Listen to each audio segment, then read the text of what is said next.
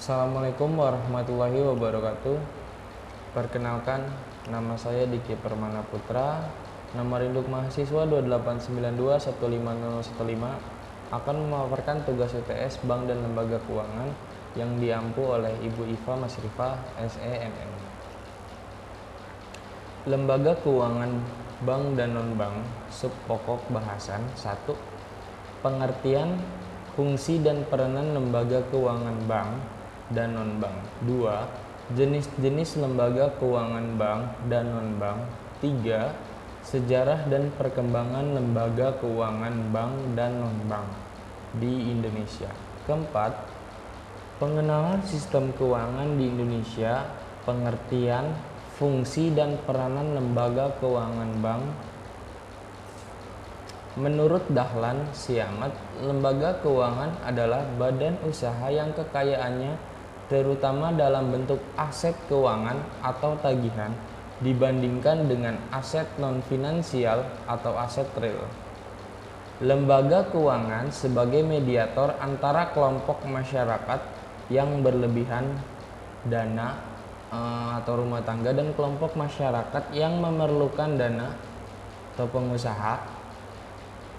Menurut Penny Sawitri Eko Hartanto tahun 2007. Fungsi lembaga keuangan bank. Lembaga keuangan berfungsi 1. Melancarkan pertukaran produk barang dan jasa, menghimpun dana dari masyarakat dalam bentuk simpanan dan menyalurkan ke masyarakat dalam bentuk pinjaman. 2. Memberikan pengetahuan dan informasi, yaitu lembaga keuangan melaksanakan tugas sebagai pihak yang ahli dalam analisis ekonomi dan kredit.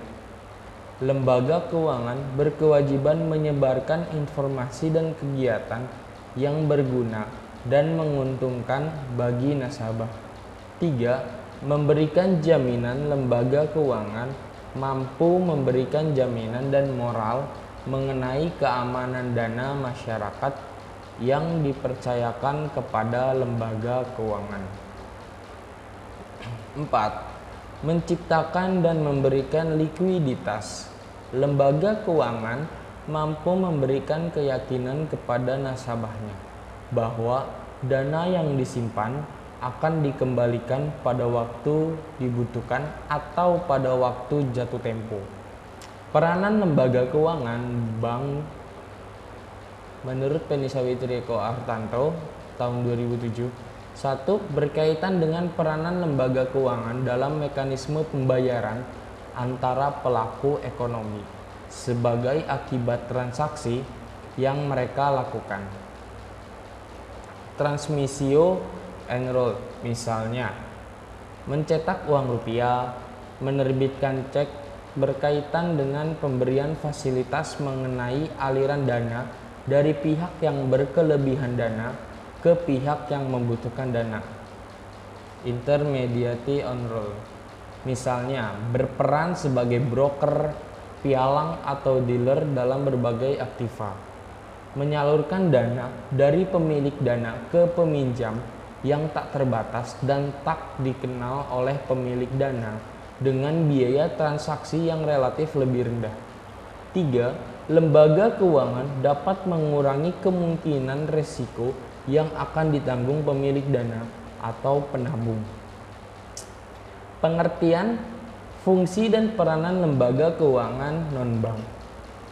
Lembaga keuangan bukan bank adalah lembaga keuangan yang memberikan jasa-jasa keuangan dan menarik dana dari masyarakat secara tidak langsung atau non-depository. Peranan lembaga keuangan non-bank. Bank dan lembaga keuangan bukan bank mempunyai peran penting dalam sistem keuangan menurut Penny Sawitri Eko Hartanto 2007. 1. Pengalian aset transmutation, memberikan pinjaman kepada pihak yang membutuhkan dana dalam jangka waktu tertentu yang telah disepakati. 2. Transaksi, memberikan berbagai kemudahan kepada pelaku ekonomi untuk melakukan transaksi barang dan jasa. 3. Likuiditas. Lembaga keuangan memberikan fasilitas pengelolaan likuiditas kepada pihak yang mengalami surplus likuiditas. 4. Efisiensi. Menurunkan biaya transaksi dengan jangkauan pelayanan dengan mempertemukan pihak yang saling membutuhkan. Peranan lembaga keuangan non-bank, intermediasi atau pengawasan sebagai perantara keuangan yang menghubungkan unit surplus atau yang mengalami kelebihan likuiditas dengan unit defisit yang mengalami kekurangan likuiditas dari peminjam. Pengertian, fungsi dan peranan lembaga keuangan bank dan non-bank. Kegiatan utama dari lembaga keuangan adalah menghimpun dan menyalurkan dana. Perbedaan antara bank dan lembaga keuangan bukan bank dilihat pada tabel tersebut. Perbedaan antara bank dan lembaga keuangan bukan bank. Bank, kegiatannya penghimpun dana secara langsung berupa simpanan dana masyarakat atau tabungan, giro, deposito, dan secara tidak langsung dari masyarakat seperti kertas berharga dan bisa juga penyertaan pinjaman dari lembaga lain. Sedang yang bukan bank hanya secara tidak langsung dari masyarakat, terutama melalui kertas berharga dan bisa juga dari penyertaan pinjaman dari lembaga lain. Lanjut, penyaluran dana bank untuk tujuan modal kerja, investasi, konsumsi kepada badan usaha dan individu untuk jangka pendek, menengah, dan panjang. Sedangkan yang bukan bank terutama untuk tujuan investasi, terutama untuk badan usaha, terutama untuk jangka panjang dan menengah. Jenis-jenis lembaga keuangan bank dan non-bank. Berdasarkan Undang-Undang Nomor 10 Tahun 1998, Penny Sawitri Eko Hartanto 2007. Lembaga keuangan bank terdiri atas bank umum dan perkreditan rakyat. Lembaga keuangan bukan bank dapat berupa 1. Lembaga pembiayaan atau perusahaan sewa guna usaha, perusahaan modal ventura, jasa anjak piutang, perusahaan pembiayaan konsumen, perusahaan kartu kredit, perusahaan perdagangan surat berharga. 2. Usaha perasuransian. 3. Dana pensiun. 4. Pegadaian. 5. Pasar modal. Sejarah dan perkembangan lembaga keuangan bank dan non-bank di Indonesia. Pada tanggal 10 Oktober 1827, Indonesia masih dijajah Belanda. Didirikan sebuah bank di Batavia dengan nama De Javase Bank. Tujuan utama pendirian bank tersebut adalah untuk meningkatkan perekonomian pemerintahan.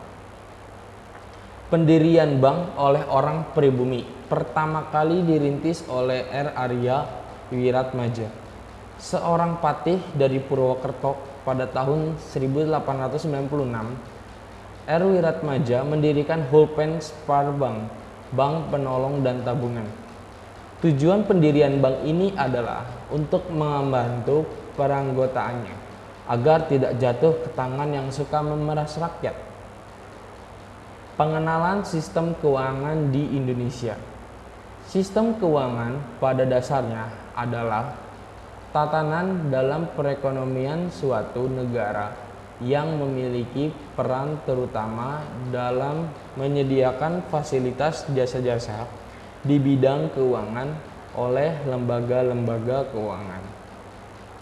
Penunjang lainnya misalnya pasar uang dan pasar modal.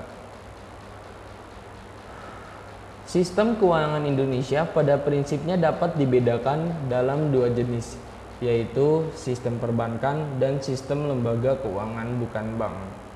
Lembaga keuangan ini dapat menerima simpanan dari masyarakat, maka juga disebut depositor. financial institution yang terdiri dari bank umum dan bank perkreditan rakyat.